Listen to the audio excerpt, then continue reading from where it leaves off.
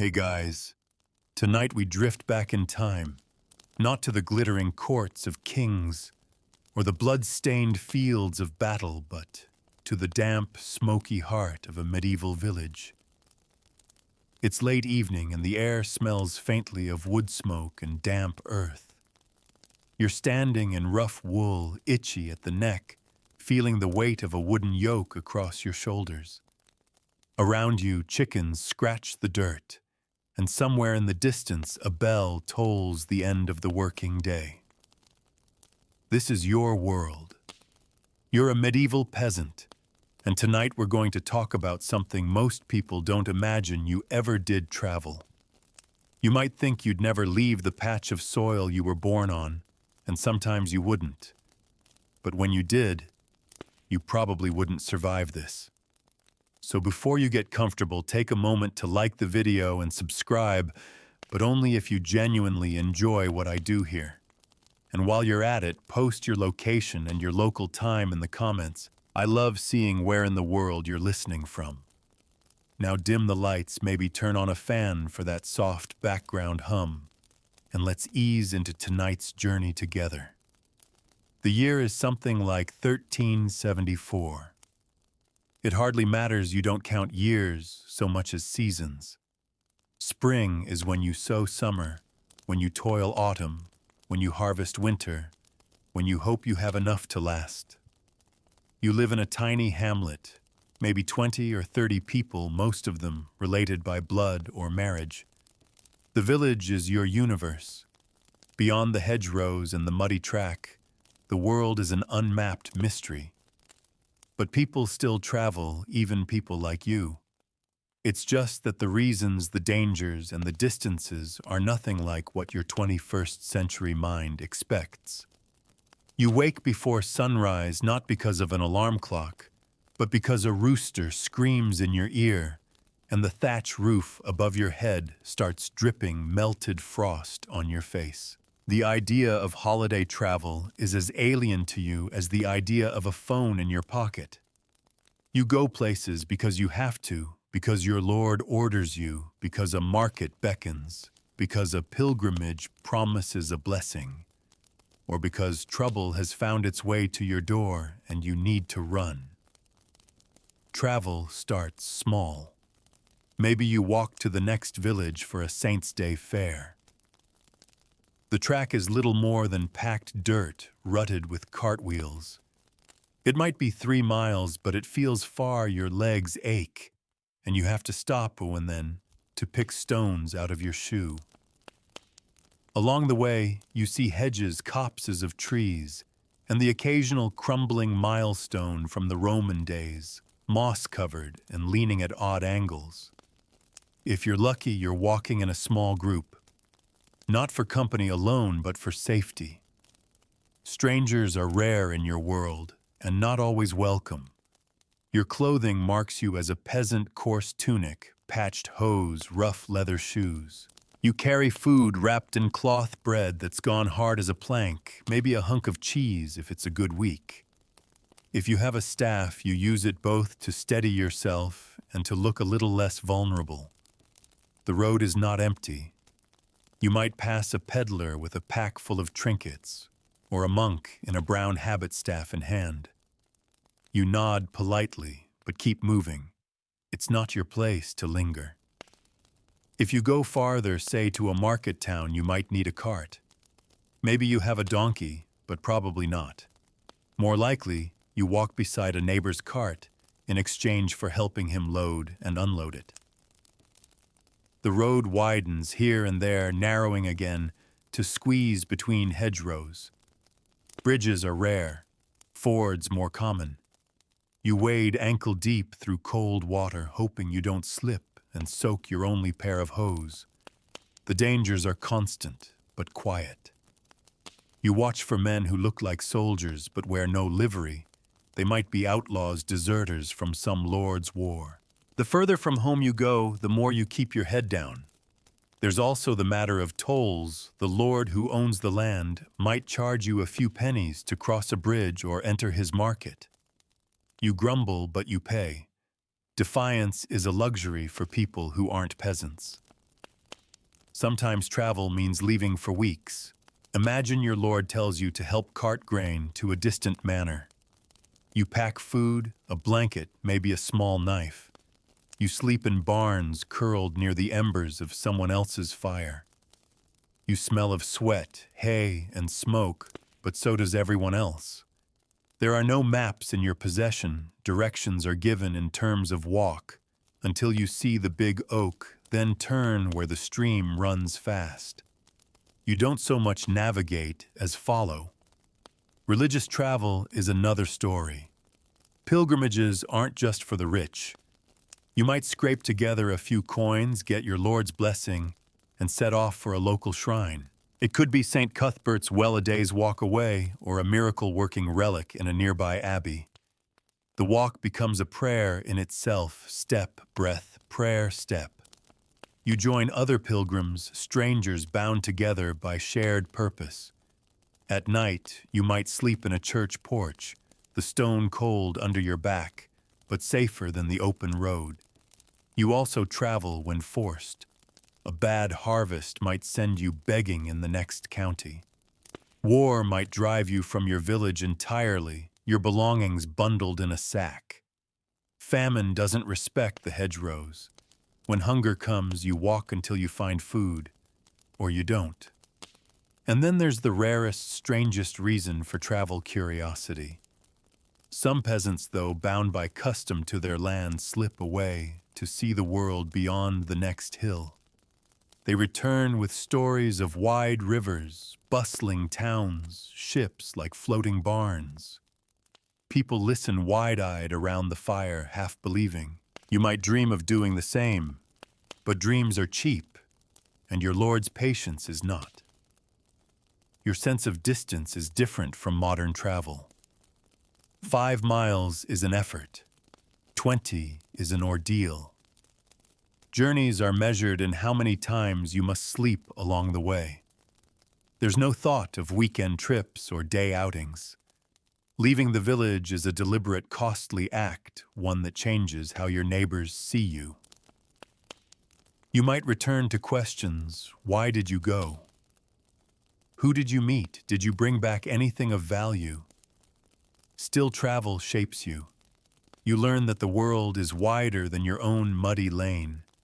You see faces you've never seen before, hear accents that sound strange, taste bread baked differently. Even the feel of the soil under your feet changes from place to place. Gravel here, sand there, clay that clings to your shoes like wet dough. And sometimes, standing on a rise at the edge of your known world, you look out and see a ribbon of road vanishing into the distance. For a moment, you think, what if I just kept walking? But the sun dips low. The air chills. You shoulder your bundle, adjust your cloak, and turn back toward the dim lights of home. Tomorrow you will work the fields again. But for tonight, you've seen a little more of the world than you did yesterday. And that quietly, secretly feels like something worth keeping. You walk again the next day, though this time it's not for the sake of reaching a distant market or shrine. Today's journey is a little closer to home, yet no less important. Word has gone around the village that a nearby hamlet is hosting a gathering, part fair, part church service, part excuse for everyone to swap news.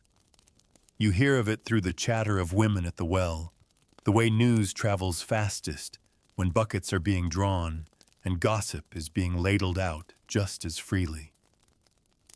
The path is familiar hedgerows on either side, dotted with wildflowers you've stopped noticing most of the year. In summer, the air carries the smell of cut hay, sweet and earthy. In late autumn, it's the scent of damp leaves and the occasional whiff of smoke from distant cottages. The rhythm of your steps becomes almost meditative, crunch, crunch, crunch over the uneven path. You find yourself staring at the sky more than the ground. Clouds drift lazily, the kind that don't promise rain, but still manage to block the sun. By the time you reach the hamlet, the main space little more than a widened patch of green buzzes with activity. A few stalls have been set up selling things you rarely see in your own village. There's a man offering lengths of ribbon in bright dyes far more vivid than the drab browns and grays you normally wear. A woman sells combs carved from horn, each with a simple pattern scratched into it.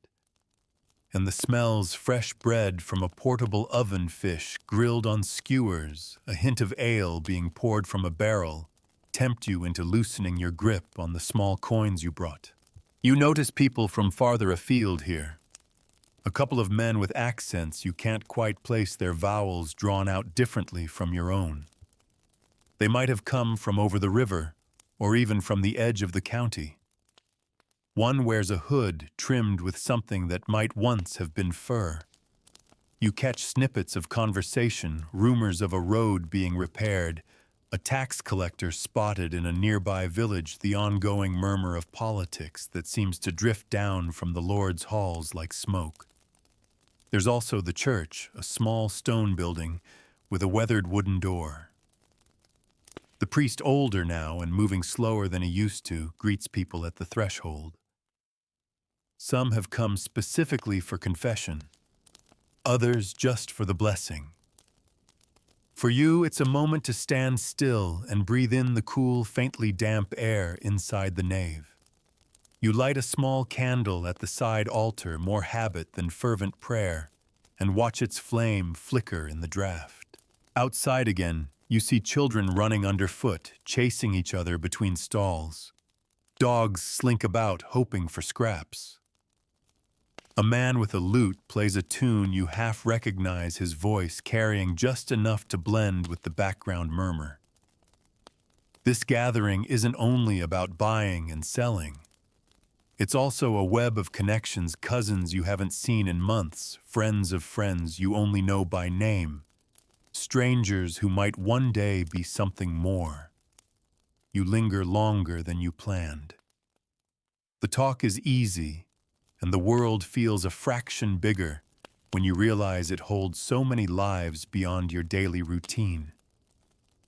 But you're mindful of the walk home. There are no street lamps to light your way, and even in company, the road after sunset has a different character. The shadows deepen, the hedges seem taller, and the sound of your own footsteps feels oddly loud. The walk back is quieter. The small coin you didn't spend sits heavy in your pouch, as if to remind you that tomorrow's bread will still need paying for. You think of the strangers' faces, the ribbon you didn't buy, the smell of grilled fish fading from your clothes. A simple trip to a neighboring hamlet, yet it's left you with impressions you can't quite shake. Days later, another journey calls. This one is longer, more serious. Your lord has summoned a handful of villagers to accompany a cart to the market town. It's not the kind of invitation you refuse.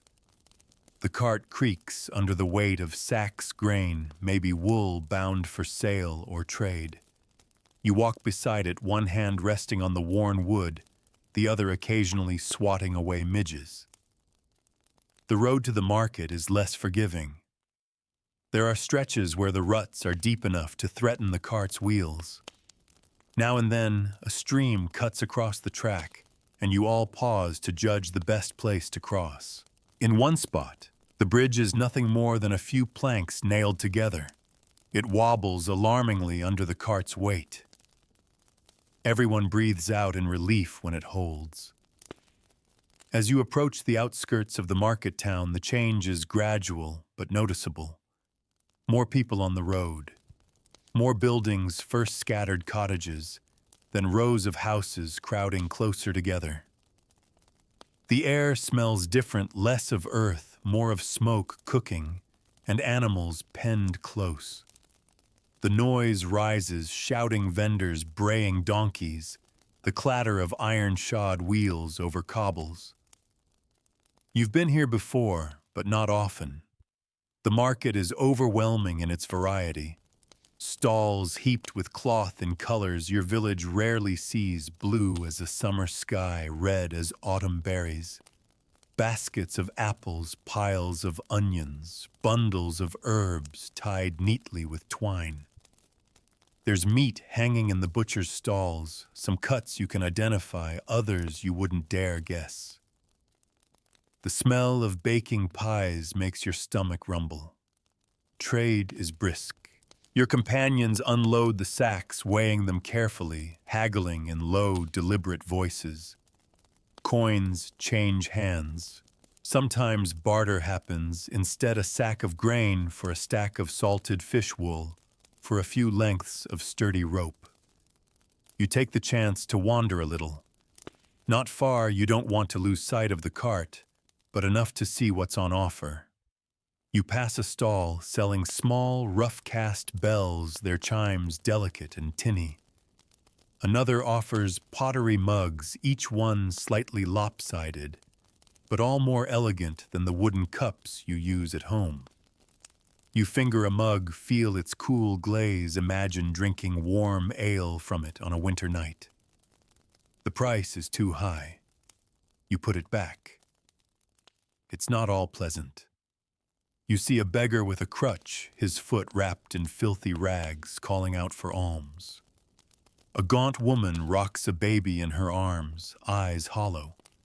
A group of rough-looking men lean against a wall, watching the crowd too closely. The market is a place of opportunity, but also risk. Purses can be cut, goods stolen. You keep your pouch close, your head down. When the day's business is done, you and your companions load the cart with whatever was bought in exchange. The road home feels longer somehow, your feet soar from the hard ground. The sky shifts from pale blue to amber to gray, and the last stretch is walked in near darkness. The glow from your village's few hearths is a welcome sight. That night, lying on your straw mattress, you turn over the day in your mind. The market's noise still rings faintly in your ears. You remember the colors, the smells, the press of the crowd. You think about how far it felt from your village life, even though it's only a day's journey away. And you wonder not for the first time how much bigger the world must be beyond the places you've seen. A few days pass, and life settles back into its usual rhythm. You rise, work the fields, tend the animals, mend what's torn, and sleep when darkness falls. But just when you've almost forgotten the sounds and colors of the market, news reaches the village of something unusual. A relic is passing through.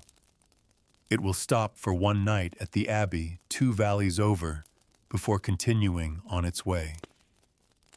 The priest speaks of blessings, indulgences, and the rare chance to be in the presence of a saint's remains. You've never seen a relic.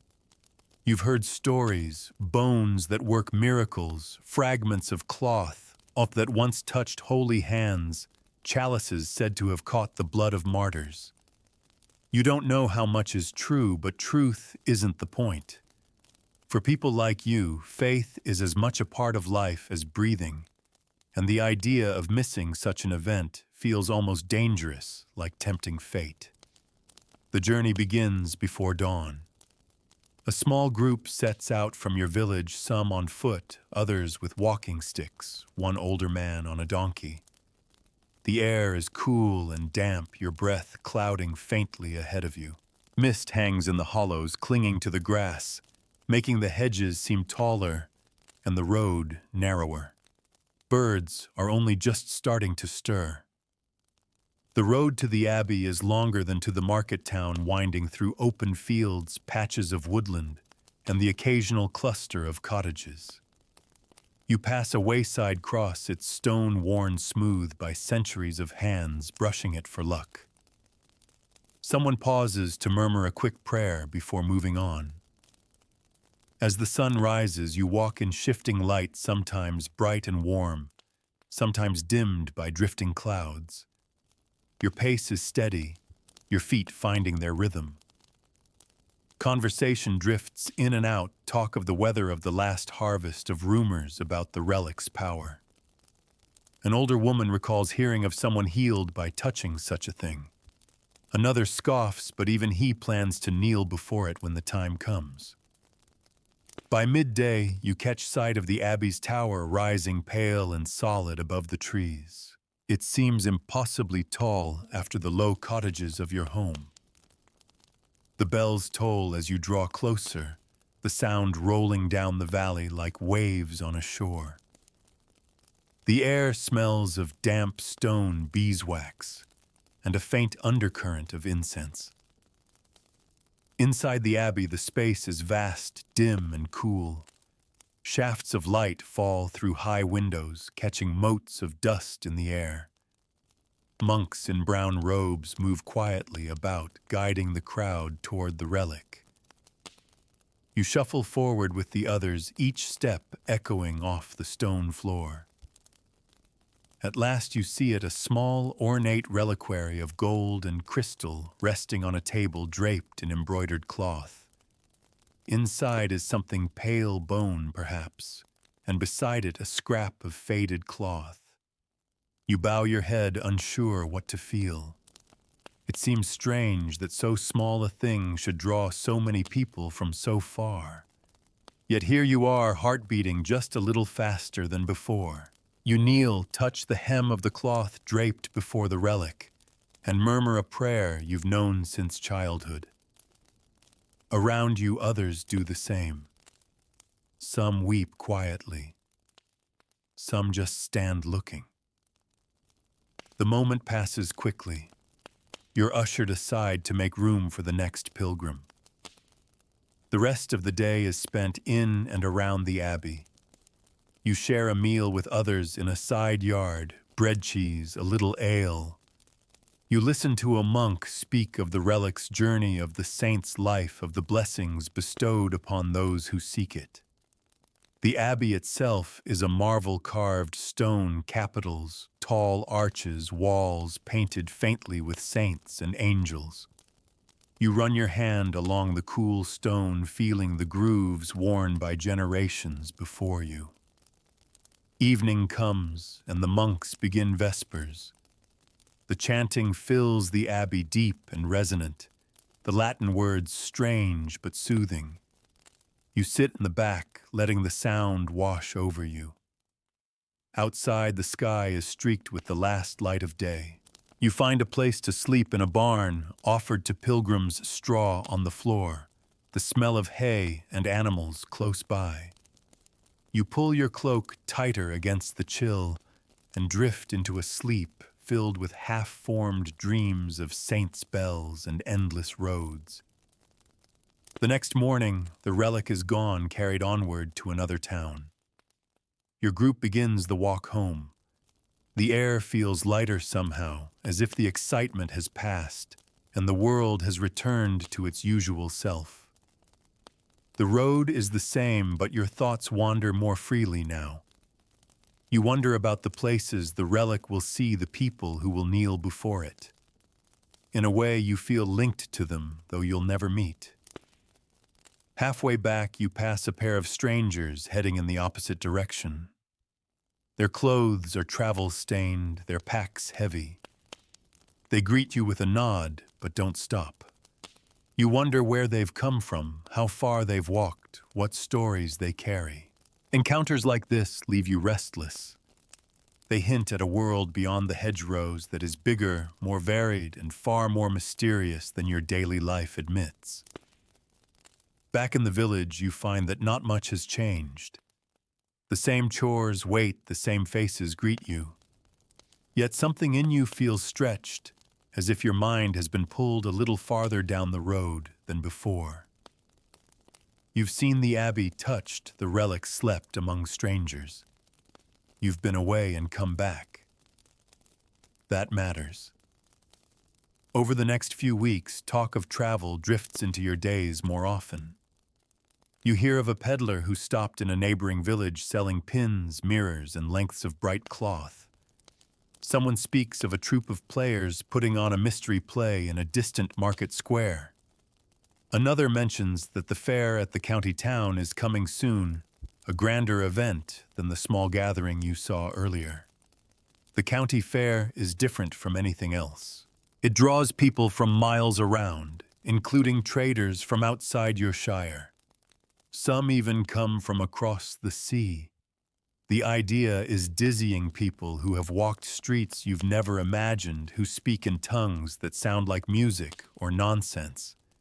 You're not sure if you'll get to go, but the thought sits in the back of your mind, tempting you.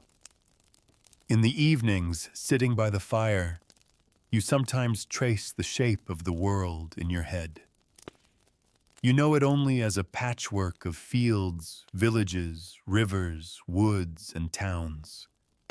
But there must be more mountains, seas, other lands entirely. You've never seen a map, but you picture one anyway, in the way a child might imagine a castle. And always there is the road. Narrow, winding, muddy, sometimes stony, sometimes shaded by trees. It links you to the rest of the world, even if you don't walk it often. It's both a promise and a warning. There's something out there, but it will cost you to find it. Time, effort, maybe even safety. Yet despite the costs, people still go. Just as you did to the Abbey. Just as traders, pilgrims, and strangers do every day. And each journey, however small, changes something not just in the traveler, but in the village they return to. News is shared, stories told, ideas planted. A ribbon bought in a distant market might start a fashion. A tale of a far-off town might spark a young mind into dreaming. That night, you lie in bed listening to the creak of the thatch in the wind, and you think one day you'll walk farther than you ever have before. You don't know where yet, but you'll go. The weeks slip by, and the thought of the county fair keeps resurfacing like a cork bobbing in water. It's not certain you'll be able to go nothing, and your life is ever certain, but one crisp morning, your Lord Steward makes it known a small group from the manor will travel there to sell wool, and you're among those chosen to help. You try to contain your excitement. Showing too much would be unseemly, as though you were a child being promised a sweet. But inside you feel the same restless flutter you did before the trip to the Abbey. The journey to the county town takes more than a day on foot. You set out early, your bundle slung over one shoulder, the manor's cart groaning under sacks of fleece. The wool smells strongly an oily lanolin-rich scent that clings to your clothes and will follow you for the whole trip. The air is cool but bright, and the road, though rutted, is dry enough to make for steady going.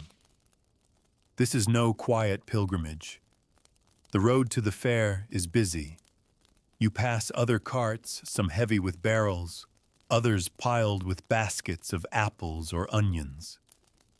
Traders lead donkeys or drive geese ahead of them, the birds honking in protest at every puddle. Pilgrims with badges on their cloaks walk alongside farmhands in rough tunics. The air is alive with voices calling greetings or urging animals on. You keep close to your group. Straying too far is risky. You could lose your way, or worse, lose the cart in the press of people. But your eyes roam freely. You notice a tinker with a frame strapped to his back, clinking faintly with the sound of pans and kettles. You pass a group of foreign merchants, their clothes dyed in colors far richer than anything you've seen before, deep blues, glowing reds, a green so bright it almost shimmers. You hear them speaking in a language that tumbles like pebbles in a stream. By midday, you stop at an inn along the road.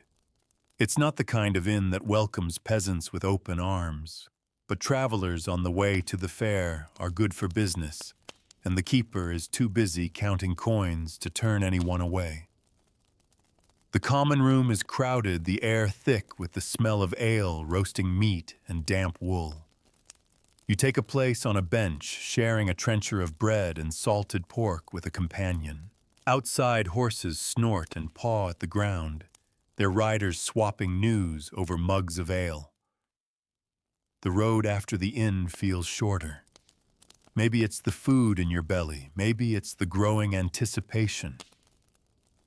Late in the afternoon, you crest a small rise and see the county town laid out before you, a cluster of red-tiled roofs taller than the cottages at home, and above them the spire of the parish church pointing skyward. Beyond the walls, a scatter of tents and stalls has already sprung up for the fair, like mushrooms after rain. The air carries the faint sound of music pipes and drums, and a smell of wood smoke and roasting meat. Entering the town is slow work. The gate is crowded, and a guard demands the market toll from each merchant. Your steward handles the payment, and soon you're through, the sound of the fair swelling all around you. The market square is a whirl of color and motion. Stalls spill over with goods, bolts of cloth in every shade, leather belts and boots, pots and pans, dried fruits and nuts from lands you can't name. A juggler tosses bright balls in a perfect arc, drawing laughter from a ring of children. Musicians play near the alehouse, their tune fast enough to make your feet itch with the urge to dance. Your group heads for the wool market, a section of the square set aside for traders in fleece. Bales are weighed, prices, shouted coins exchanged. You're not part of the haggling. You're here to watch the goods and carry what's needed, but the bustle is mesmerizing. Buyers run their fingers through the fleece, testing its softness, nodding, or shaking their heads before moving on. When the day's business is done, your steward grants you a little time to explore. You wander past stalls selling gingerbread, the spicy, sweet scent wrapping around you like a warm cloak. You see a man carving wooden spoons with deft, sure movements, his knife flashing in the sun. You pause at a table laden with beads of glass and amber, their colors catching the light. The seller smiles, holding one up so it glows like captured fire. There are performers, too. A group of players acts out a short scene from a mystery play, their voices carrying over the hum of the crowd. A man dressed as a king struts and scolds, while another hunched and ragged pleads for mercy. Even though you know it's make-believe, the crowd leans in, caught in the moment. As evening falls, the fair changes character. Torches are lit, casting flickering shadows. The smell of roasting meat intensifies, mingling with the tang of ale. Laughter grows louder, and songs rise from the alehouse. Some of your group choose to stay close to the cart, guarding it from light-fingered opportunists. You sit with them, chewing on a chunk of bread and watching the endless flow of faces pass by. That night, you sleep in a loft above the stable where the cart is kept. The straw is prickly, and the air smells of horses, but you're tired enough to drift quickly into sleep. Outside, the fair's music and laughter fade slowly into the distance. Morning brings another round of business. More wool is sold, and the steward buys a few items for the manor tools, bolts of cloth, a small keg of ale. You manage to spend one of your few coins on something small but precious, a length of ribbon deep blue to tuck away for a day when you need to feel a little richer than you are. By midday, it's time to leave. The road out of the town is less crowded than when you arrived, though you still pass the occasional trader or traveler. The ribbon in your pouch feels like a secret, a tangible piece of the fair that no one can take from you. The journey home is slower. The cart is lighter, but your legs are heavy from 2 days of walking and standing. The sun is warm on your back, and the steady creak of the wheels becomes almost hypnotic. You think about the fair, the noise, the colors, the smells, and try to fix it in your mind so you can recall it later on some gray winter day when the fields are frozen and the road is silent. Back in the village, life resumes its familiar shape, yet the fair lingers in your thoughts. You've seen things that will find their way into fireside stories, the bright beads, the foreign merchants, the laughter of strangers who will never know your name. And you know that travel, even when it's just for wool and ribbon, is more than a change of scenery. It's a reminder that the world is wider than your own lane, and that every road leads to another you haven't yet walked. The fair is over, but the road still hums with its after echo. For days afterward, you notice small changes in the village. A woman now wears a new kerchief of red striped cloth. A neighbor uses a knife with a handle carved from horn instead of plain wood. Someone hums a tune they must have picked up from a minstrel's song. Little fragments of the wider world have trickled in, settling into the everyday.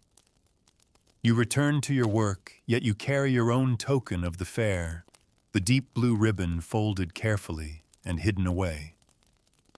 Every so often you take it out just to feel the smooth weave between your fingers.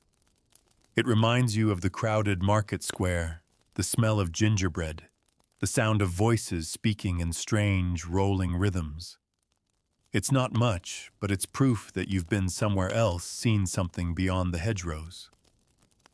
Life goes on, days lengthen toward summer, and the pace of work quickens. Fields demand tending repairs must be made before the year grows too far along. Travel is still a rare thing, but in summer, there are always more excuses to stray a little farther from home. One afternoon, a messenger arrives from a village 3 miles away asking for help, repairing a section of road that's been washed out by spring floods. Your lord sends a few men, and you are among them. It's a small journey, but the work will take more than a day, so you pack a blanket, some bread, and a small piece of salted pork. The road to their village skirts the edge of a broad meadow, the grass swaying in waves under the wind. Skylarks sing overhead, invisible against the pale sky. You walk with a spade slung over your shoulder, your shadow stretching long beside you. When you arrive, you see the damage a section of the track near a ford has been turned to thick mud by the floodwaters. Stones have been swept aside and deep ruts have formed where carts tried to pass. You and the others set to work hauling stones, tamping down gravel, cutting branches to shore up the softer edges. It's heavy, slow work, but the steady rhythm of it is almost satisfying. You sleep that night in the barn of a family you barely know. The air is warm with the smell of hay and animals. You lie listening to the muffled sounds of their home beyond the barn wall, quiet conversation, the clatter of wooden bowls, a baby fussing before settling down. It's a reminder that even just a few miles from home, life has a different texture, different voices, different smells, a different order to the evening's tasks. By the time you return home, the road is firm again, ready to carry more travelers, though you suspect it will be just as vulnerable to the next heavy rain. But you've seen another village, met faces you didn't know, and learned that even in work, travel opens a door in your mind. Later that summer, word comes of a saint's feast in a town farther off, 2 days' walk. Pilgrims will gather there for processions, blessings, and a fair to mark the occasion. You're not certain you can go. The fields still need tending. But as the day approaches, your tasks wind down just enough that your lord agrees to spare you. The road to the feast is livelier than you expected. Pilgrims travel in groups, carrying walking sticks and wearing badges that show which shrine or saint they honor. Some sing as they walk. Others murmur prayers under their breath. Children run ahead, chasing each other along the verge. You fall in with a group from another village, their pace matching yours. They share stories of cures they've heard of blessings received, of the time someone claimed to have seen a vision during a feast like this. By the second evening, you reach the outskirts of the town. The streets are hung with garlands of flowers, and the air hums with music and voices. Bells ring from the church tower, calling the faithful to gather. You follow the crowd toward the square where a great wooden platform has been set up. On it, clergy in bright vestments stand ready to lead the procession. The relic of the town's patron saint is carried through the streets, accompanied by the sound of chanting and the sweet, thick scent of incense. People kneel as it passes, some crossing themselves, others reaching out to touch the edge of the platform. You kneel too, feeling the press of the crowd around you.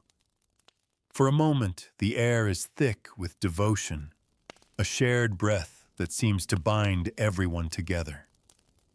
When the religious rites are done, the square transforms into a festival ground. Stalls open selling food and trinkets. A man roasts meat on a spit, turning it slowly as the fat drips and hisses in the fire. A woman stirs a pot of spiced cider, the steam curling into the evening air. Children beg for sweet cakes dusted with sugar. Somewhere nearby, musicians strike up a tune and pairs begin to dance their steps, quick and light on the cobbles. You wander through it all, letting the sights and smells wash over you. You pause at a stall selling pewter pins, their surfaces engraved with simple designs, crosses, flowers, symbols you don't quite recognize. You buy one with a small sunburst pattern and fasten it to your tunic. It feels like a small declaration I was here. That night, you find a space to sleep in the loft of a friendly family's barn. The air is warm, and the hum of voice from the town below drifts up through the gaps in the boards. You lie awake for a while, thinking about how far you are from home, yet how at ease you feel in this place. The road here was long, but it doesn't seem quite as daunting now that you've walked it. The next morning, you join the crowd for the closing blessings. The bells ring again, echoing down the narrow streets. People begin to drift away, some heading back the way they came, others starting fresh journeys to other towns, other shrines. You shoulder your pack and join the road, the pewter pin on your tunic, catching the sunlight. The walk home feels lighter than the journey out. The road is familiar now, and you walk with companions who share the same sense of quiet satisfaction. The fields seem greener, the sky wider. When you finally step back into your village, you carry not just the pewter pin, but the memory of the feast, the colors, the music, the faces of strangers who for a few days felt like kin. Autumn arrives quietly, slipping in with the smell of wood smoke and the rustle of leaves underfoot. The days shorten, the fields shift from green to gold to bare earth, and the urge to wander fades with the light. But even now, when travel becomes rarer, the road is never truly empty. One crisp morning, a trader passes through your village on his way to somewhere far beyond your reach. He leads a small, sturdy pony loaded with panniers, and you catch a glimpse of his wares, cloth in colors brighter than the fading leaves, little bags that might hold spices, and a bundle of wooden toys. He stops long enough to share a mug of ale in the tavern, trading news for a place by the fire. He speaks of a port town where ships as big as barns are docked side by side, their masts a forest of wood and rope. You can hardly imagine such a place. For you, travel by water means the slow drift of a river ferry or a coracle wobbling toward the opposite bank. His words stir something restless in you. Travel is always tempting in summer, but in autumn and winter, the thought of setting out feels like chasing a candle flame into the dark. The cold makes every mile longer. The mud thickens, the wind bites. Yet people still go even now. Messengers on horseback ride hard despite the frost. Pilgrims fewer but still determined walk with cloaks pulled tight. Merchants risk icy roads to make the final sales before the year's end. One day your Lord sends you and two others to carry a message to a manor some miles away. It's not far enough to call it a journey, yet far enough that you pack food and a blanket, just in case the weather turns. The morning mist is thick, and droplets cling to your cloak like tiny beads. The road is slick underfoot, and your breath clouds before you. You walk past hedgerows stripped of leaves, their branches black against the pale sky. A flock of crows rises from a plowed field, their wings beating in unison. The sound is hollow and strange, as though it belongs to another world entirely. The land feels emptier now, but also broader fields stretching further because there are no leaves to hide them. When you reach the manor, the steward takes the message and offers you a place at their table for the midday meal. It's simple fare pottage, thick with root vegetables, coarse bread, a wedge of cheese, but you eat as if you haven't seen food all day. You talk little. It's not your place to chatter in another lord's hall. But you listen as always. You hear of a new bridge being built upriver, of a theft at a nearby market, of wolves seen prowling near the woods. These scraps of news will be carried home tucked among the memories of the road itself. The return journey is slower. A fine drizzle falls, soaking your cloak, turning the road into a slick ribbon of mud. You keep your head down, focusing on each step until the sight of your own village makes you lift it again. Not long after the first frost whitens the fields. Travel slows for almost everyone now. Only the most necessary journeys are made, fetching a midwife in the night, carrying a message that cannot wait, fetching salt or grain from a neighboring village when supplies run low. You stay closer to home, your world shrinking to the span of your daily chores. But even then, travel comes to you. In early winter, a band of musicians arrives, 3 men with lutes and a drum, looking for shelter in exchange for song. They've come from the south, they say, following the fairs and festivals before the snows close the roads. You listen as they play by the fire, their music carrying stories you can't see, but can somehow feel: crowded city streets, harvest feasts, river crossings in the mist. You wonder how many nights they've slept under strange roofs, how many faces they've sung for. Their visit is brief. By morning they're gone, leaving behind the echo of their music in the rafters. Yet their presence lingers, proof that the road runs both ways. It doesn't just take you out into the world. Sometimes it brings the world to you. By midwinter, the roads are treacherous. Ice films the puddles, snowdrifts in the hollows. You hear of travelers lost in storms, of carts overturned on frozen ruts. For weeks, you barely think of walking farther than the next field. But in the stillness, you find yourself remembering the fair, the feast, the abbey. The road may be closed now, but it's still there waiting. When the thaw finally comes, it's almost a shock to hear the drip of water from the eaves, to see the earth showing through the snow. The lanes are a mess of slush and mud, but the idea of travel creeps back in. The first to set out are traders eager to reach the early spring markets. Their carts pass through your village wheels, caked in mud drivers calling greetings as they head for the next town. Then one day you hear a rumor, barely more than a whisper, about a gathering in a village you've never visited. A healer is said to be there, a woman who can cure ailments with herbs and charms. You've no pressing need yourself, but the curiosity is strong. You find two companions willing to go, and together you set out on a morning still rhymed with frost. The road is rough, but the company makes it lighter. You talk of nothing much news from the manor gossip, about who might marry whom, the stubbornness of the oxen this past week. The rhythm of walking warms you, your breath no longer steaming quite so much in the cold. When you reach the village, it's smaller than you expected. A handful of cottages, a low-roofed church, a muddy green.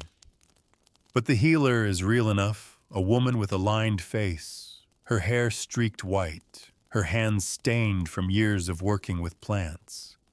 She speaks softly, listens closely, and sells you a small pouch of dried herbs for luck, though you suspect it's more for the comfort of having them than any magic they hold. You thank her, spend a little time talking with the locals, then start the walk home. The sun is already leaning west, the light gilding the bare branches. You think about the healer, about the way even a short journey can bring you into contact with someone whose life is utterly different from your own. And you realize that more than the places themselves, it's the people who make travel feel like stepping into another world. Spring deepens, and with it comes a restlessness you can't quite shake. The fields are busy again, plowing, sowing, mending fences. But in the quiet moments, your thoughts wander beyond the hedgerows. It's been months since the fair, since the feast, since the abbey, and though you've walked to neighboring villages for work or small errands, you feel the pull of a longer road.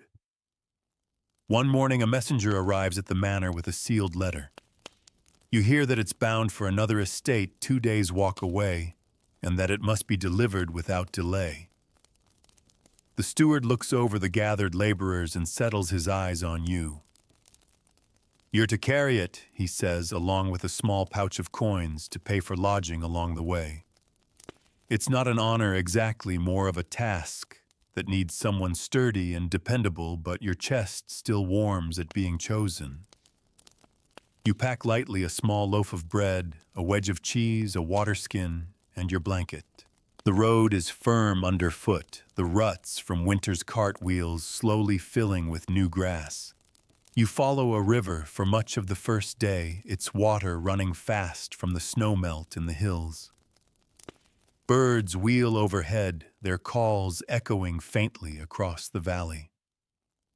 As the day wears on, you pass the occasional traveler, a monk with his robe hitched up to keep from dragging in the mud, a shepherd driving a small flock, 2 men carrying baskets of fish strung between them. Each exchange is brief, a nod, a word of greeting, then each on their way again. On the road, politeness is measured in moments, not long conversations. By late afternoon, you reach a hamlet where you plan to spend the night. The alehouse is little more than a timbered room with a hearth at one end, but it's warm, and the keeper agrees to let you sleep on a bench for a few pennies. You share the space with a handful of others, 2 traders heading to market, a young man looking for work, and an old woman who says she's visiting her sister. Over mugs of thin ale, you trade scraps of news and listen to theirs.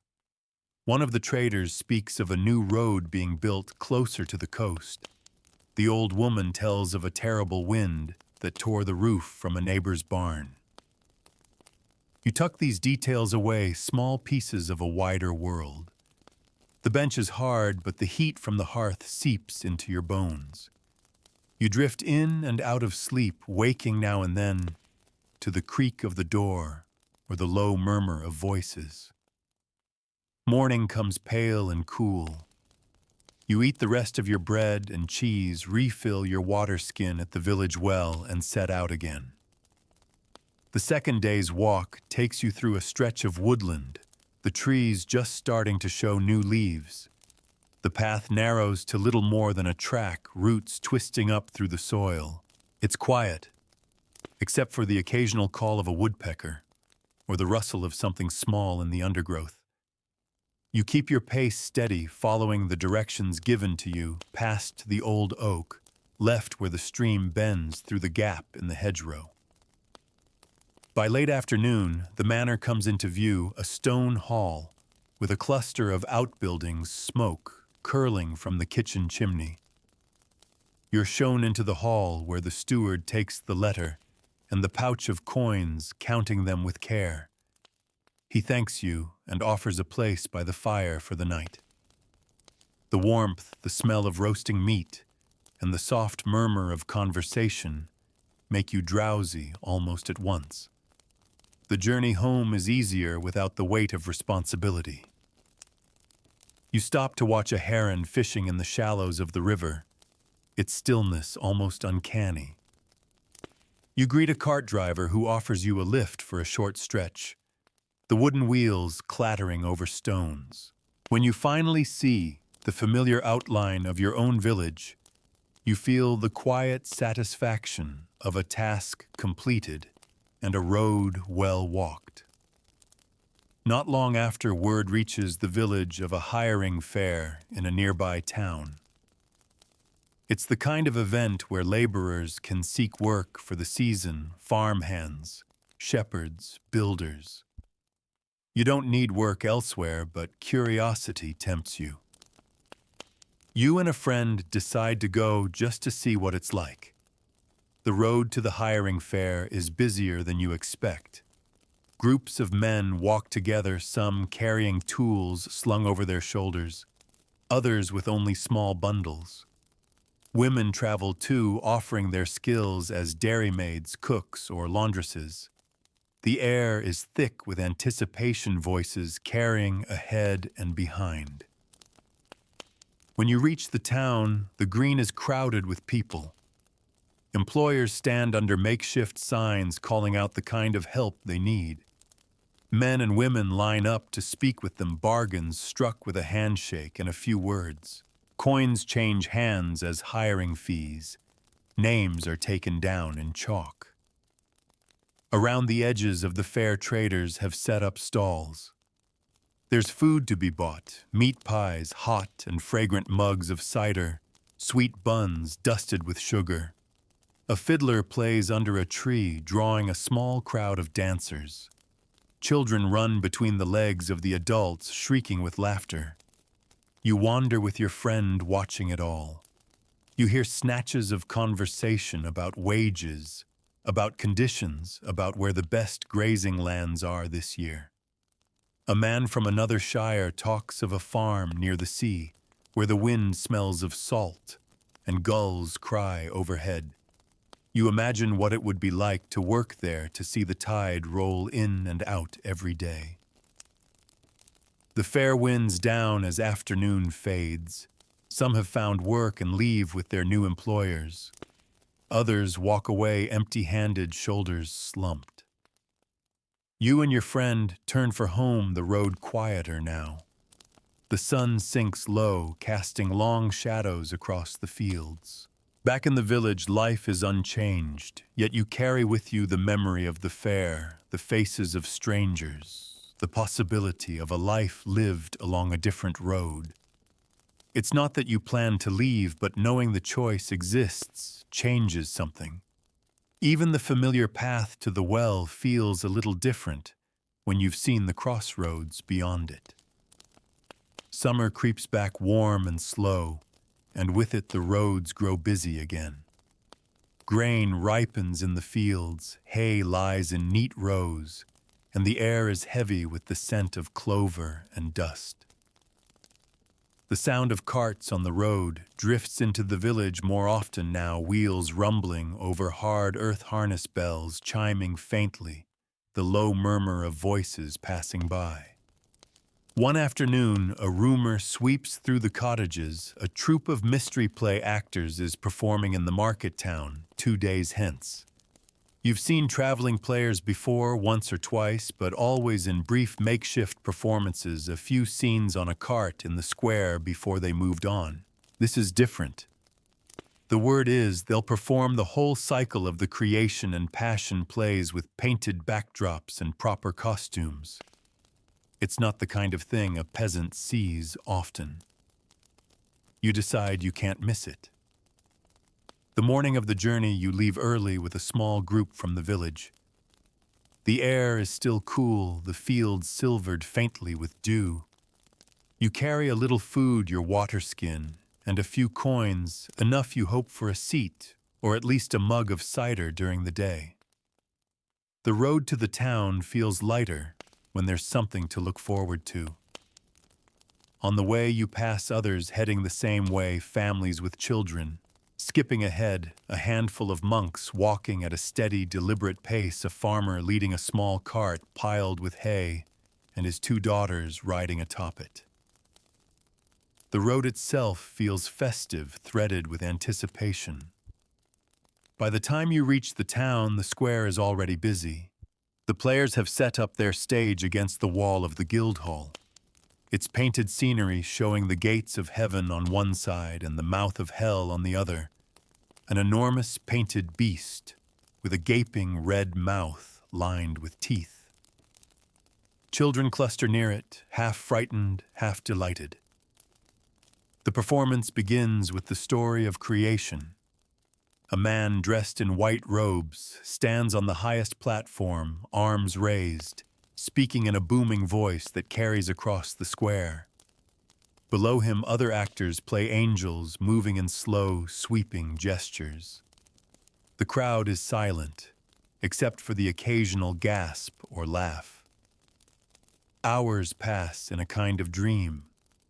You watch Noah build his ark, see the floodwaters rise with blue cloth rippling to stand for the sea, hear the animals cry out as they board.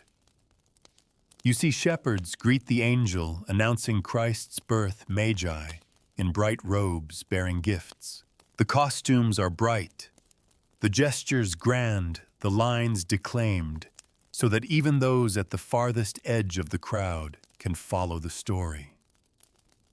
Then comes the Passion. The air seems to grow still as Christ carries the cross through the crowd, the actors moving slowly, solemnly. You hear murmurs, see heads bowed. The hell mouth comes to life, smoke curling from its painted jaws as devils in black and red leap out, rattling chains. Children squeal and clutch their mothers. Even you feel a shiver, though you know it's all make-believe. By the end, the sun is low, the air cooling. The players take their bows to cheers and applause, then begin packing away their painted boards and costumes. You buy a mug of cider from a vendor, the tart sweetness, a small luxury after a long day. As you sip, you overhear talk of where the troupe will travel next, another town farther east, then perhaps north toward the great city. You imagine them on the road, carts loaded high, sleeping in barns and taverns, telling the same stories to new crowds. It sounds hard, but it sounds free. The walk home is quieter. The road seems longer without the thrill of expectation ahead of you. But the images from the play linger, the painted hell mouth, the sweep of angels' wings, the rise and fall of voices telling stories older than memory. You realize that travel isn't always about going somewhere entirely new. Sometimes it's about carrying something different home with you, a story, an image, a feeling that changes the shape of your thoughts. A few weeks later, another chance for travel arrives, though it's more work than play.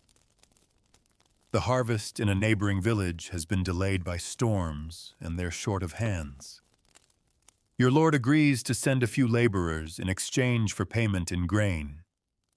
You set out early scythe over your shoulder along with half a dozen others. The road is familiar, but the air smells different here, a sharper tang of river water and cut grass. The work is long and hot. You move in a steady rhythm, swinging the scythe, binding the sheaves, carrying them to the stack.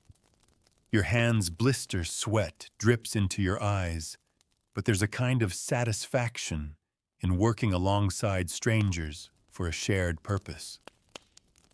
The midday break is brief, a hunk of bread, a sip of ale, and then the work resumes until the sun is low. That night, you sleep in the open, a blanket over you, the stars wheeling silently overhead. You hear the low murmur of voices nearby, the occasional snort of a horse, the rustle of the wind in the stubble fields. It's different from home, yet the night sky is the same, the constellations fixed and familiar. By the time you return to your own village, you've earned your share of the grain and a few coins besides. The road feels shorter on the way back, your steps quickened by the thought of your own bed, your own hearth. Still, you find yourself thinking fondly of the people you worked with, their easy camaraderie, their jokes shouted over the swish of the scythes. As the summer wanes, you realize how much the year's journeys have piled up behind you, some short, some long, some filled with pageantry, others with toil. And you see that travel for a peasant is rarely about idle wandering. It's woven into the necessities of life work that takes you to another field, worship that calls you to another church, trade that leads you to another market. The joy of it is a bonus, not the purpose. Yet that joy is real. The road has its own magic, even if it's just the dusty lane between two hedges. Each time you set foot on it, you step outside the circle of your ordinary days, into a space where anything could happen. A chance meeting, a new sight, a story to carry home. The year edges toward its close again, though the air still holds a little warmth. The last of the harvest is gathered, the fields begin to rest, and the lanes wear a softer look. Hedges gone a bit wild, grass growing in the ruts, where fewer carts pass now. Travel slows, but it never stops.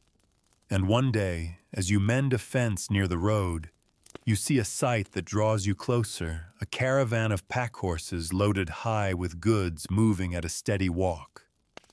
They're traders heading south before the weather turns. Their horses are draped with panniers and chests, some covered in bright woven cloths. The men walk alongside carrying staves, their clothes marked with dust from weeks of travel. You've heard of such caravans before, but seeing one up close is something else. There's an air of purpose in their movement, as if each step is one they've taken 100 times before. You exchange a few words where they've been, where they're bound, and they move on the sound of hooves and jingling harness fading slowly down the lane. That evening you find yourself thinking about them as you sit by the hearth. You imagine the roads they've walked, the towns they've seen, the miles still ahead. For them, travel isn't a rare occasion. It's their life. You wonder what it would be like to live with the road as your home, each stop, just a pause before the next. Soon after, the road calls to you again, though in a quieter way. A cousin in a distant village is to be married, and your family is invited. It's not far, perhaps half a day's walk, but it feels different from the market trips or the harvest work. Weddings are rare and joyful, a chance to see kin you might not otherwise meet for years. You rise early, putting on your best tunic, brushing the dust from your cloak. The morning air smells of damp earth and wood smoke, and your breath makes small clouds as you set off. The walk is pleasant, the lane edged with blackberry brambles still clinging to a few late berries. You see the flash of a squirrel darting across your path, the slow turn of a windmill's sails on the horizon. As you near the village, you hear music, a fiddle, a drum, carried faintly on the wind. The celebration is already in full swing when you arrive. The church is small, but dressed in garlands of greenery and ribbons. The bride wears a crown of flowers, the groom a belt of bright woven cloth. After the vows, the feasting begins. Long tables are set up outdoors, laden with trenchers of bread, roasted meat, pies filled with apples and berries. Ale flows freely, and laughter carries across the green. You join in the dancing, your steps guided more by the music than by skill. Children weave between the dancers, chasing each other until they tumble into the grass. Stories are told, jokes traded, songs sung until voices grow hoarse. In moments like this, you see how travel for celebration brings a special kind of warmth. It's not just about where you've gone, it's about the welcome waiting for you when you arrive. As evening deepens, the sky streaked with gold and purple, you make your way back toward home. The road feels softer underfoot, the day's laughter lingering in your ears. You carry with you not just the memory of the wedding, but the reminder that journeys aren't always about the unknown. Sometimes they're about returning to familiar places made new by joy. Weeks later, another journey comes less joyful, but no less necessary. A message arrives from the manor you're to help escort a cart of grain to the priory 2 valleys away. The route takes you along a section of road you've never walked before, winding between low hills and across shallow streams. The air smells of damp leaves, and in the distance you hear the slow tolling of the priory bell. The priory is quieter than a town, but it has its own life. Monks move about in their dark robes, tending gardens, copying manuscripts, caring for travelers who seek shelter. The guest hall is plain, but warm with straw mattresses and a simple meal of bread, cheese, and broth. The work of delivering the grain is quickly done, but you linger to explore the grounds. There's a small cloister garden, the air rich with the scent of herbs. In the scriptorium, you glimpse a monk bending over a parchment, his quill scratching softly. It's another world still ordered, devoted to tasks far removed from your own. When you leave the next morning, the bell tolls again, and you find yourself matching your steps to its slow rhythm. The road home feels shorter, but you carry a sense of having brushed against something different. A life of quiet labor that nonetheless reaches far beyond the cloister walls. As autumn deepens, travel becomes a negotiation between desire and weather. Some days are still bright, the air crisp and dry, the lanes firm underfoot. On others, rain turns the track to a sucking mire, each step a small battle. You choose your journeys carefully now. One of the last trips you take before winter closes in is to a small village fair held in honor of Martinmas. It's not large, just a handful of stalls, a spit, turning over a fire, and a few games for the children. But even so, the road there feels alive. Neighbors greet you along the way, swapping news of the season's end. At the fair, you buy a cup of hot, spiced ale, its warmth seeping into your fingers. You watch a man try to climb a greased pole for the prize at the top, slipping down again and again to the laughter of the crowd. You see a woman selling small woolen mittens bright against the gray day. The smell of roasting chestnuts drifts through the air, mingling with the damp scent of fallen leaves. The walk home is slow, the early darkness settling in around you. But your steps are steady, and your heart is light with the small pleasures of the day. A shared joke, a warm drink, the sight of children running in the lamplight. By the time you reach your door, the wind has picked up, rattling the shutters. You step inside, closing it firmly behind you. Outside, the road disappears into the night, but you know it's still there, waiting for the next time your feet carry you beyond the bounds of home.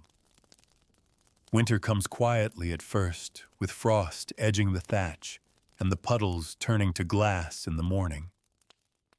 The road grows still.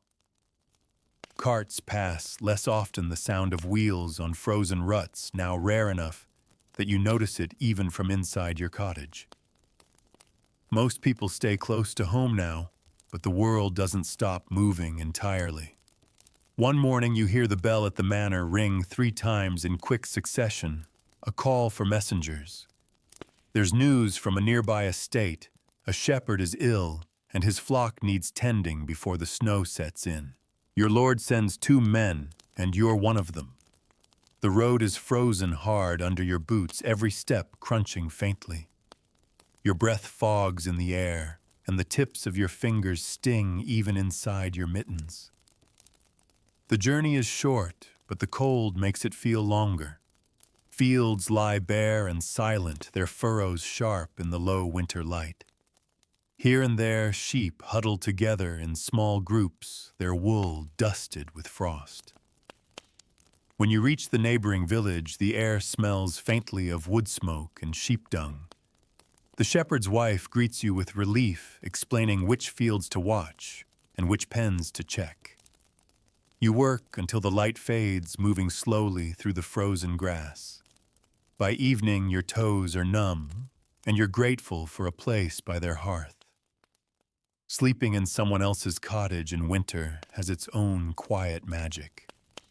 The walls creak in the wind, the fire pops softly, and the air smells of wool and soup. You lie wrapped in your blanket, listening to the steady breathing of others around you. In the morning, frost clings to the inside of the windows, and you have to break the ice in the water bucket before you can drink. The walk home is under a pale sun, and the road feels almost brittle under your boots. You carry the warmth of hospitality with you, the small kindness of strangers met in the lean months. Days pass the year's end drawing near. Then comes word of something unusual. A traveling peddler has arrived in the next village, overselling spices and small luxuries from far-off lands. Even in winter, such a chance is worth the journey. You set out with a few others, cloaks pulled tight against the wind. The road is quiet, except for the caw of crows in the bare trees. Your steps crunch in the snow where drifts have settled in the hollows. The village is small, but the peddler has drawn a crowd. His goods are laid out on a blanket, bright beads, little packets of saffron and cinnamon combs of polished bone. He speaks of places far away ports where the air smells of salt and tar cities, where the streets are wide and lined with tall buildings. You can hardly picture them, but his words linger. You buy nothing. Your coins are too few, but you carry home the taste of his stories. Travel isn't always about where your feet take you. Sometimes it's the roads you walk in your mind that matter most. Not long after snow falls in earnest and the road disappears beneath it. For days, no one comes or goes. You stay close to the hearth, mending tools, twisting rope, telling stories by firelight. But even here, in the still heart of winter travel, makes its mark. Someone will mention the peddler's spices, someone else will recall the caravan that passed months ago. The road lives in conversation, even when it lies buried in snow. After the first thaw, the road reappears as a ribbon of slush and mud. The first real journey of the new year is to the mill across the valley, carrying grain to be ground. The walk there is slow, the mud clings to your boots, doubling their weight. But the mill is a welcome sight. Its great wheel turns steadily in the swollen river, the sound of water rushing through its paddles, a low roar in your ears. Inside, the air is warm and dusty, filled with the smell of flour. The miller greets you with a grin, takes your sack, and sets the stones grinding. You stand by the door, watching the water wheel turn, letting the damp air cool your face. On the walk home, the sun breaks through for the first time in days. The road still glistens with mud, but the air smells of thawing earth.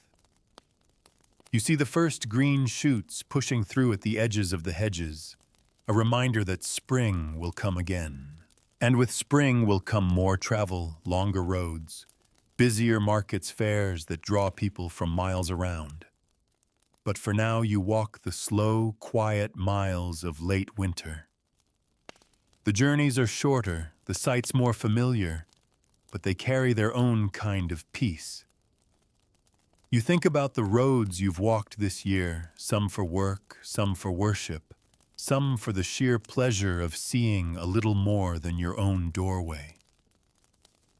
You think about the strangers met along the way, the traders with their pack horses, the players with their painted hellmouth, the pilgrims who prayed beside you at the abbey. They've all passed through your life like travelers on the road, leaving small traces that remain long after they've gone. And you think, too, about how each journey changes the shape of home. It's not just that the road takes you away, it also teaches you to see your own lane differently when you return. The same hedges, the same fields, but each time with something new tucked into the way you look at them. The first true warmth of spring returns quietly, almost shyly at first. Frost still rims the grass some mornings, but the air feels gentler now, the days longer. Birds return to the hedgerows, their song carrying over the fields. The road, once a frozen ribbon, softens under your boots, and your mind begins to turn toward the thought of walking farther again. The first journey of the season is a simple one, a visit to a nearby hamlet for a small market held once a month. You set out early, the dew still wet on the grass, the sunlight falling in soft bands through the bare branches. The track is muddy, but it's the kind of mud that smells alive, rich, loamy, carrying the scent of new growth. When you reach the hamlet, the market is already stirring. A few stalls have been set up in the green. A cooper selling small wooden tubs, a woman with baskets of eggs and cheese, a boy with strings of dried fish. You greet the faces you know, nod politely to the ones you don't. A little trade is done, a little gossip exchanged, news of a calf born early, a thatched roof blown loose in a windstorm. On your way back, you fall in beside a man from another village, his cart piled with sacks. He's headed toward your own manor to deliver grain, and you pass the miles in conversation. He tells you about a mill farther north run by a family who've been at it for generations. The stones, he says, are so well cut, they grind faster and finer than any others. You make a note to yourself to see it someday, though you know it may never happen. Not long after the manor steward announces that a messenger will be arriving from the city. The word city still carries a weight for you, more than a town, more than a market. You've never seen it, but you've heard tales of its walls, its gates, its crowds so thick you could walk shoulder to shoulder all day and never pass the same face twice. The messenger arrives on horseback, his cloak marked with the crest of a wealthy merchant house. He stays only long enough to deliver a sealed packet to your lord, but his presence stirs the air in the village like a sudden wind. People ask where he's come from, how the roads are, what news he carries. His answers are brief. There are always more miles to ride, but even those scraps feel like they've come from another world. The city begins to work its way into your thoughts. You start asking more questions when travelers pass, what the markets are like, how long the walls take to walk around, whether the streets really smell as bad as some say. The answers vary, but they all point to the same thing. It's another universe, one you can reach if you have the time, the permission, and the strength for the road. It isn't long before you hear of a chance. The manor's wool is to be sent to the city's market, and a small group will travel there with the cart.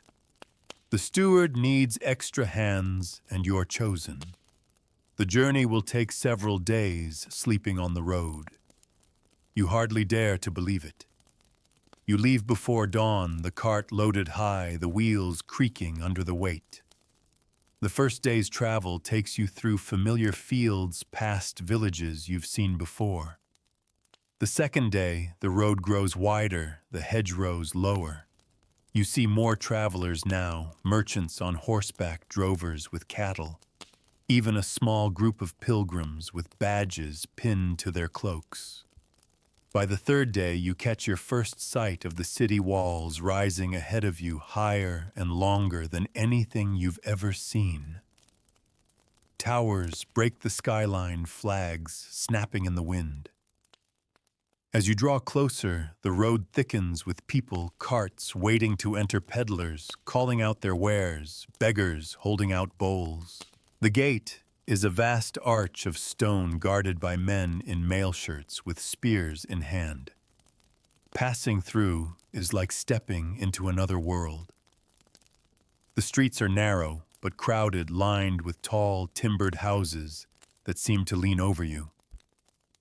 Shop signs hang above the doors, painted boards showing boots, bread candles, knives. The air is thick with smells, fresh bread baking, meat roasting, horses sweating in the sun, and less pleasant scents from the gutters. Voices echo between the buildings, shouts from stallholders mingling with the calls of hawkers selling pies, ribbons, and trinkets.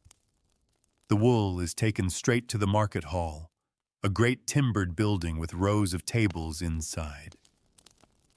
Buyers run their hands through the fleece, weighing, sniffing, appraising. Prices are haggled in low, intense voices. You're not part of the bargaining, but you watch, trying to follow the rhythm of it. Coins clink, hands shake, bales are marked and set aside. When the work is done, you're free to wander a little. You drift through the streets, staring at everything. A goldsmith's window with rings and brooches gleaming in the sun. A baker pulling loaves from a great brick oven. A scribe sitting at a stall pen, scratching across parchment for anyone who can pay. You see faces of every kind, rich merchants in fine cloaks, servants carrying baskets, barefoot children darting between the legs of the crowd. You buy a small meat pie from a woman selling them from a tray. It's hot and savory, the best thing you've tasted in weeks. Standing there in the press of the crowd, eating with the steam curling into your face, you feel both a part of the city and a stranger in it. That night, you sleep in a loft above the merchant's storehouse, the air warm with the scent of wool and straw. The sounds of the city filter up through the floorboards, the creak of cartwheels, the occasional shout, the faint music of a lute somewhere down the street. In the morning, the cart is loaded with goods to take back salt tools, lengths of cloth. You make your way out through the gate, the walls looming above you for the last time. The road feels quieter after the city, the air cleaner, the horizon wider. The journey home is slower, the cart heavier now, but your mind is still in the city, its streets, its smells, its endless tide of people. You think of how far it felt from the village, even though it's only a matter of days' walk. And you wonder, as you have after every journey, how many more roads you'll walk before your feet grow too tired to carry you farther. The city fades behind you, but its images linger. Even back in your village, you catch yourself picturing the sprawl of its streets, the smell of bread from the baker's stall, the glitter of gold in the jeweler's window.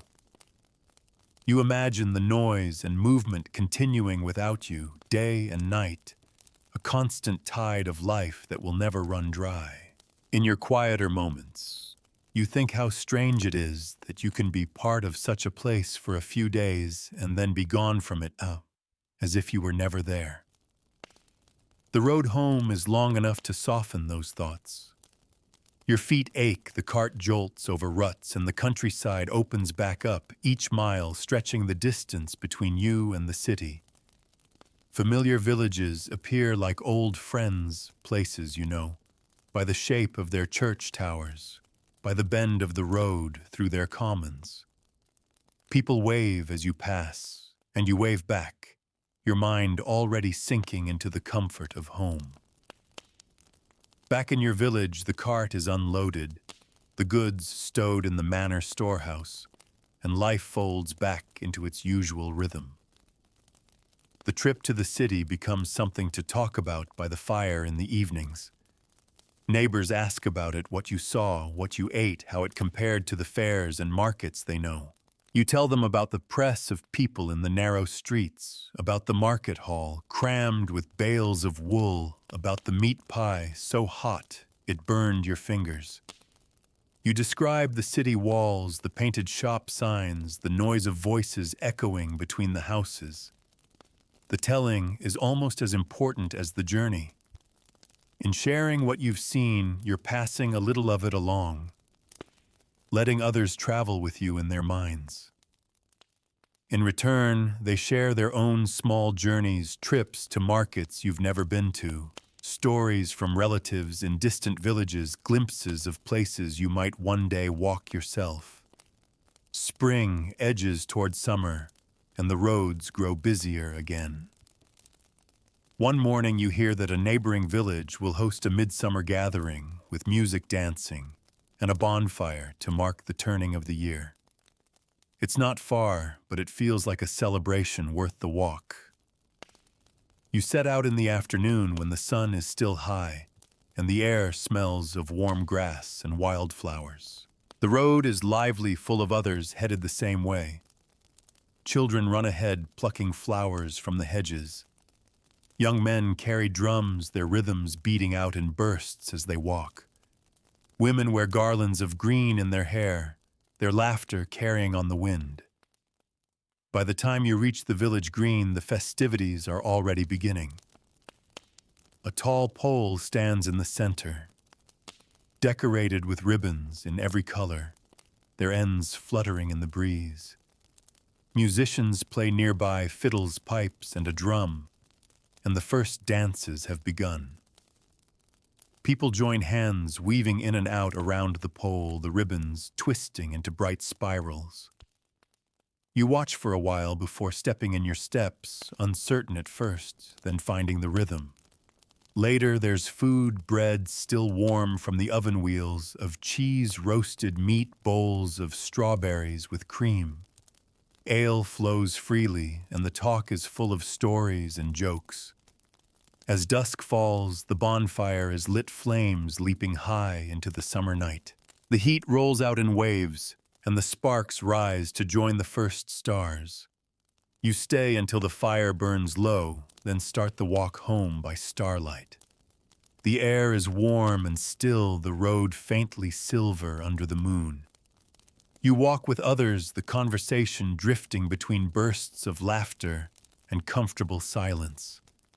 The world feels wide but gentle in these moments, as if the road itself is in no hurry to end. A few weeks later, another journey takes shape, this one farther, for the sheep shearing at a manor several miles away.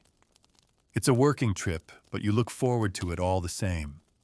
Shearing is heavy work, the air thick with the smell of lanolin and wool, but it's also a time when many hands come together. You set out early with a group from your village, the morning cool and bright. The road winds through fields where the grain is beginning to turn gold. You pass a copse of trees, all alive with birdsong, the shade offering brief relief from the sun. The manor comes into view just as the day starts to warm. In the shearing yard, the sheep are penned, their bleating loud enough to fill the air. Men and women work side by side, clipping the heavy fleece, rolling it into bundles, stacking it in neat piles. Your hands are soon slick with the oil from the wool, your back aching from bending and lifting. But the work has its own rhythm, and the company makes the day pass quickly. At midday you rest in the shade, eating bread and cold meat, drinking from a jug of ale passed around the group. Talk drifts easily, stories of past shearings, news from nearby villages, a joke or two at someone's expense. In the afternoon, the work resumes until the last sheep is bare, its fleece stacked with the others. The walk home is slower, your legs heavy, but the evening air is soft, and the fields glow with the last light of the day. By the time you reach your own door, the smell of wool clings to you like a badge of the day's labor. You know it will linger even after the work is done, a reminder of the miles walked and the work shared. Summer passes in this way, small journeys for work, for trade, for celebration. Each one leaves its own trace, a thread in the long tapestry of roads you've walked. And though you return to the same bed each night, you know you're not quite the same as when you set out. Every journey, no matter how small, shifts you just a little, making the world feel both larger and more familiar all at once. By the time late summer comes, the roads feel almost like part of you. Each bend, each stretch between hedges is familiar, yet every walk still offers something new, a change in the air, a different bird's song, the scent of ripening fruit carried on the breeze. You've learned the quiet pleasure of reading the season through the road beneath your feet. One warm morning, the manor steward announces a trip to a distant fair, larger even than the county gathering you visited months ago. It's not just for trade. It's a place where merchants from far-off towns meet, where you might see goods and faces from places you've only heard about. The journey will take most of a week there and back. You set out at first light with a small group and a heavily loaded cart. The road is busier than you've ever seen it. You pass drovers with herds of cattle merchants, leading pack horses, piled high with cloth, and peddlers pushing barrows of trinkets. Some travelers walk in clusters, singing or chatting. Others keep to themselves, eyes on the road, as though guarding some private thought. The first night you stay at an alehouse on the roadside, the loft crowded with strangers sleeping side by side. The air smells of hay and the faint tang of spilled ale. You fall asleep to the creak of the beams and the soft snore of someone nearby. The next day's road is wide and dusty, lined with the pale stalks of wheat ready for harvest.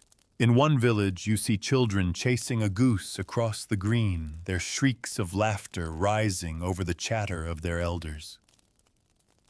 In another, a smith hammers at his anvil in the open air, sparks flashing as he shapes a glowing shoe for a waiting horse. By the third day, you begin to hear the murmur of the fair before you see it. The low hum of voices, the occasional shout, the bleat of sheep being herded into pens. Then the tents appear, stretching across the fields like a patchwork quilt. Bright stripes, plain canvas, painted signs swaying in the breeze. The fair is overwhelming. Rows of stalls run in every direction, selling everything from simple tools to fine silks. You see pottery painted in patterns you've never seen before, knives with carved handles, tiny glass bottles filled with perfume. Musicians play in the open air, their songs weaving through the din. Jugglers toss knives, tumblers flip and spin, and storytellers hold small crowds spellbound.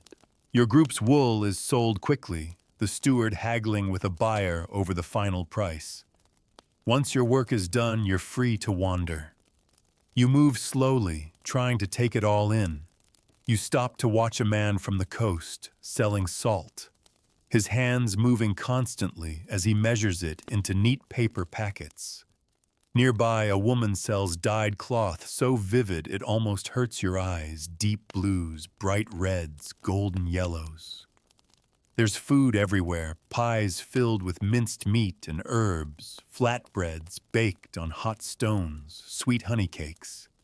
You buy one of the cakes, its surface sticky, the taste bright with spice and sugar. As you eat, you watch a group of dancers stamping in time to a drum, their feet kicking up dust in the afternoon sun. That evening, the fair changes. Torches are lit, shadows leap across the stalls, and the air fills with the smell of roasting meat. The crowds thin a little, leaving pockets of quiet where you can hear the low murmur of traders talking deals. Somewhere a fiddler plays a slow tune, the notes floating above the noise like smoke. You sleep that night in a tent shared with your companions, the canvas walls whispering in the wind. The ground is uneven beneath your blanket, but you're tired enough that it hardly matters. You wake once in the night to the sound of rain pattering softly overhead, the scent of damp earth rising around you. The next morning, the fair continues with fresh energy. You find yourself drawn to the edges, where the stranger things are sold, charms and amulets, feathers from birds you don't recognize, beads carved from bone. You see a man with a trained crow that hops from perch to perch, taking coins from outstretched hands. Another stall offers a kind of sweet drink you've never tasted before, thick and sharp on your tongue. By midday, it's time to leave. You walk away from the fair with the cart lighter, but your mind heavier with images, faces, colors, sounds that will take weeks to fade. The road home feels quieter after such a storm of life, but you find yourself grateful for the calm. The journey back takes you through villages you passed before, but now they seem different. You notice details you missed on the way out, the worn carving over a church door, the way a stream cuts through the green before vanishing under the road. Travel does that changes how you see even the familiar. When you reach your village again, people gather to hear about the fair. You tell them about the dancers, the music, the endless rows of stalls. You describe the food, the tents, the way the torches lit the night. And as you speak, you see the road in their eyes, too, the pull of it, the promise it carries, even for those who may never walk as far as you did. The days that follow are quieter. You return to the rhythm of work, but your thoughts drift back to the fair whenever you see the road stretching out of the village. You know there will be other journeys, other chances to walk farther than the fields. But for now, you're content to let the memory of the fair settle like the dust after a long day's walk. As the season tips toward autumn again, the air sharpens and the road begins to change its character. Dust gives way to the first thin carpet of fallen leaves, and the hedges that were lush and green in summer start to bronze and thin. You can smell wood smoke most mornings now, drifting from the chimneys of cottages where the first fires have been lit against the chill. One day, the manor steward calls for volunteers to carry a message to a village far to the north. It's a longer walk than most you've done lately, but you welcome the chance to stretch your legs and see a stretch of road you don't know. You set off early, the air cool and damp your boots, leaving faint prints in the dew-darkened grass along the verge. The road soon leads you through a stretch of forest, the canopy just beginning to turn. The light is softer here, dappled gold and green, and the air smells of damp earth and mushrooms. Somewhere in the distance, a woodpecker taps at a trunk, the sound carrying in the stillness. You pass a charcoal burner's camp smoke curling from a low mound of turf, but see no one. By midday, the forest gives way to open fields. You stop at a small hamlet for bread and a cup of ale, sharing the bench outside the alehouse with a carter resting his horse. He tells you the road ahead is rough in places, that a bridge has washed out and been replaced with a ford. You thank him and move on, the words sitting in your mind like a small warning. When you reach the ford, the water is low enough to cross easily, though it's cold and sharp against your ankles. On the far side, the road climbs gently toward the village you seek. You arrive in the late afternoon, your legs pleasantly tired, the smell of cooking fires drifting across the green. The message is delivered to the village reeve, who nods and thanks you. You spend the night in the loft of a barn, the straw prickling against your skin, the air warm with the smell of hay and animals. Outside, the muffled sounds of the village wind, down voices fading, dogs barking once before falling silent, the distant hoot of an owl. In the morning you rise early and set out for home, the road ahead bright with the low autumn sun.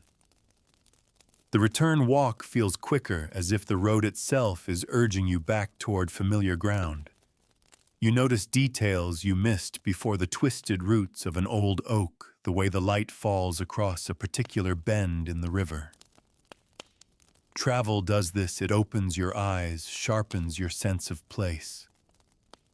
Back in your own village, the rhythm of the year moves toward the great autumn fair in the county town. This is more than a market. It's a gathering to mark the turning of the farming year, when debts are settled, new agreements made, and surplus goods traded before winter closes in.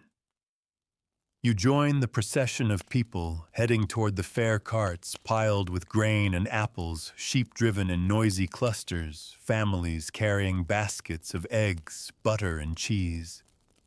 The road is busy with talk and laughter, greetings called between villages. There's a feeling of shared purpose, as if the whole countryside is moving toward a single heartbeat. The fairground outside the town is a riot of color and sound. Stalls groan under heaps of produce, gleaming red apples, sacks of onions, bundles of leeks and carrots. There are bolts of cloth, barrels of ale, stacks of firewood neatly tied. You see coopers selling new barrels, smiths displaying freshly forged tools, potters with rows of jugs and bowls. Music drifts over it all, fiddles and pipes playing quick tunes, the thump of a drum marking the beat for dancers.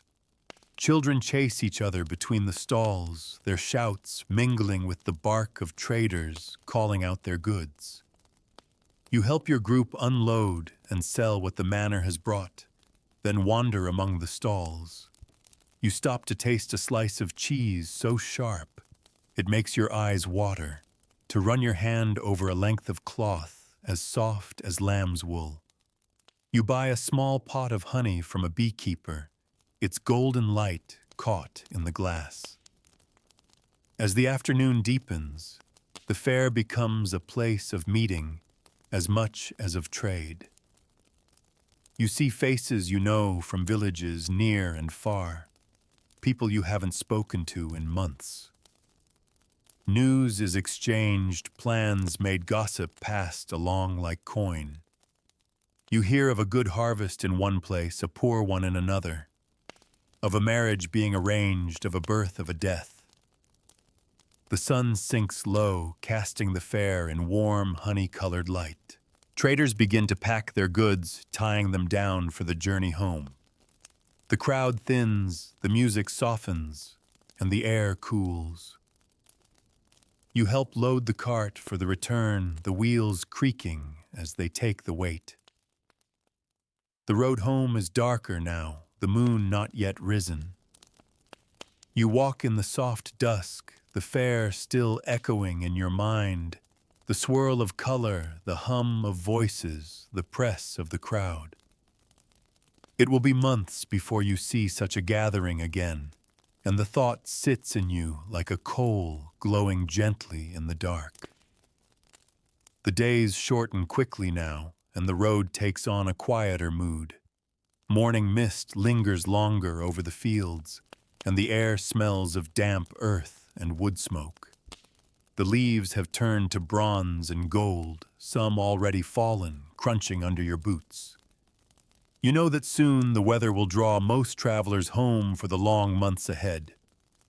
One of the last journeys of the year is a practical one, helping drive a small herd of pigs to market. They are noisy companions, squealing and rooting at the verge as you guide them along the lane. The work is slow. The pigs wander, stopping to investigate every patch of ground. You prod them gently with a stick, calling out to keep them together. People you pass smile at the sight. It's a familiar scene in autumn, when animals are sold or slaughtered before winter feed becomes scarce. The market is smaller than the grand fairs, but still lively. Pens of animals fill one end of the green geese, honking sheep, bleating pigs, snuffling. Buyers walk among them, poking and prodding, judging the weight and health of each beast. Bargains are struck, coins clink into hands, and animals are led or driven away to their new homes. You linger a little after your pigs are sold, wandering past stalls selling root vegetables, smoked fish, and wheels of hard cheese. By midday, your business is done and you start the walk home. The air has warmed just enough to soften your breath, but the wind carries a hint of the frost to come. You pass through a stretch of open country where the hedges give way to wide views of the hills. From here, you can see the ribbon of the road stretching away in both directions, a reminder of all the miles you've walked this year. A week later, you make one final trip before winter truly closes, in a visit to a neighboring village for a christening. It's a short walk, but it feels like a fitting close to the year's wanderings. You join a small group from your own village, dressed in your best tunic, carrying a modest gift. The path is familiar, but underfoot the ground is soft from recent rain. The church is small, warmed by the glow of candles in their sconces. The baby is dressed in a white gown, the family gathered close at the font. The priest's voice is low but steady, the words carrying just enough to be heard by all. When the child is named and blessed, there is a ripple of smiles and murmurs through the crowd. You share bread, cheese, and ale afterward, the simple meal made richer by the company. The walk home in the fading light is quiet. People talk softly, their voices blending with the rustle of the wind in the hedges. You find yourself thinking not just about the child's new life, but about the year you've had, the roads walked, the places seen, the people met. This year travel has taken you to markets, fairs, feast days, and far-off manors. You've walked through forest and field, across rivers and fords, over roads smooth and rutted. You've slept in barns, lofts, and under the open sky. You've seen faces you'll never forget, even if you never learn their names. Each journey has left something with you, an image, a sound, a scent that becomes part of the story you carry home. Now the year turns again, and the road will grow quiet for a time. But you know it will wait. The mud will dry, the frost will melt, and the first green shoots will return to the hedgerows. And when they do, your feet will find the path once more, and the world beyond your doorway will open up again. Because for all the work and all the risk, travel is part of your life now, as much as the soil you till or the fire you tend. It shapes your seasons, your stories, your sense of where you belong. And you know that no matter how far or how near, the road will always call you back. The roads have grown quiet now. Outside, the air is still and cold, the sky stretching dark and wide above the land. Somewhere far away, the faintest wind rustles through bare branches, but here near your hearth, the world has settled into its winter rest. You picture the paths you've walked, lanes edged with summer flowers, dusty roads under the high sun, muddy tracks after rain, frosted ruts in the early morning light. Each one a thread leading you away from home, then back again, weaving the long fabric of your days. You've met strangers whose names you never knew stood in markets thick with voices, followed processions, under ringing bells, warmed your hands at other people's fires. And yet every road, no matter how far, has always carried you back to the same place, the familiar doorway, the same bed, the same view when morning comes. As you lie here now, you feel the weight of the year in your limbs, not a heaviness, but the gentle fullness that comes from days well lived. The sound of the road is still in your ears, softened now, like an echo fading down a long hill. Beyond your door, the lanes sleep under the stars, waiting for the next season, the next step, the next story. You know that when the days lengthen again, you'll go walking once more. Not because you must, but because the road will call as it always does. Until then, you can let your mind wander along it, in dreams turning each mile into a place of quiet rest. The fire is low, the air warm, your breathing steady. Let the road stretch away into the dark. You have all the time in the world to follow it later. For now, you can simply sleep.